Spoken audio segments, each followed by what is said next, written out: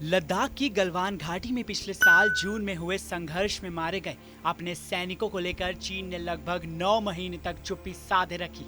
हालांकि अब ड्रैगन की चुप्पी टूटी है और उसने मारे गए अपने जवानों को लेकर जानकारी दी है। चीन के सरकारी मीडिया ग्लोबल टाइम्स ने पीपल्स लिबरेशन आर्मी के अखबार के हवाले से बताया कि गलवान में चीन के 4 सैनिक मारे गए। वहीं चीन ने क्षेत्र में तनाव पैदा का जिम्मेदार भारत को ठहराया है। गौरतलब है, इस झड़प में भारतीय पक्ष के 20 जवान शहीद हो गए थे। हालांकि एक अमेरिकी खुफिया रिपोर्ट में बताया गया था कि इस झड़प में चीन के 40 से ज्यादा जवान हताहत हुए थे। 9 महीने में यह पहला मौका है जब चीन ने इस घटना में मारे गए अपने जवानों की जानकारी दी है। ग्लोबल टाइम्स में भारतीय सेना पर आरोप लगाया गया है कि उसके सैनिक वास्तविक नियंत्रण रेखा को पार कर रहे थे। इसमें कहा गया है कि भारतीय सैनिक बड़ी संख्या में एलएसी पर तैनात किए गए। खबर में चीन के सैनिकों का गुणगान किया गया है। मई की शुरुआत से ही चीन की सेना एलएसी की ओर बढ़ रही थी। इसके बाद भारतीय जवान सतर्क हो गए।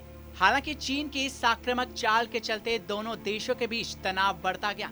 इसके बाद 15 जून की मध्य रात्रि को गलवान घाटी में दोनों देशों के सैनिकों के बीच खूनी संघर्ष हुआ। गलवान घाटी में भारत और चीन के बीच हुई झड़प पिछले 45 सालों में हुआ सबसे भयंकर सीमा विवाद था।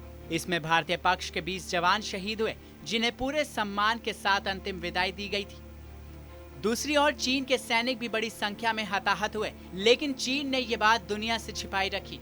वहीं अब भारत और चीन के बीच सीमा पर जारी तनाव कम होता नजर आ रहा है। दोनों देशों की सेनाओं ने अग्रिम मोर्चे पर तैनात अपने सैनिकों को पीछे करना शुरू कर दिया है। ऐसे में 9 महीने से जारी तनाव कम होता हुआ दिखाई दे रहा है। हालांकि भारत चीन की हर चाल पर बारीकी से नजर बनाए हुए। भारतीय सेना ने मंगलवार को कुछ छोटे वीडियोस और तस्वीरें जारी की थी। इसमें पूर्वी लद्दाख में पेंगोंगसो झील के आसपास के स्थानों से चीनी सेना द्वारा अपने सैनिकों की संख्या में कम किए जाने और उसके द्वारा अपने बंकर, शिविर और अन्य सुविधाओं को नष्ट करते देखा जा सकता है। तस्वीरों में चीन की पीपल्स लिबरेशन आर्मी द्वारा कुछ संरचनाओं को समतल करने के लिए बुलडोजर का उपयोग करते हुए दिखाया गया है। साथ ही इसमें चीन के सैनिकों को उपकरण वाहनों के साथ पीछे हटने की तैयारी करते भी देखा गया।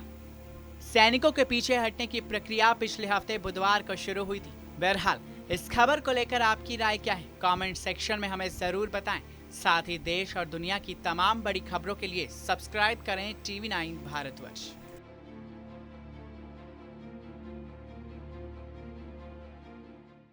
अड़ी सोमवार से शुक्रवार शाम 6 बजे सिर्फ TV9 भारतवर्ष पर।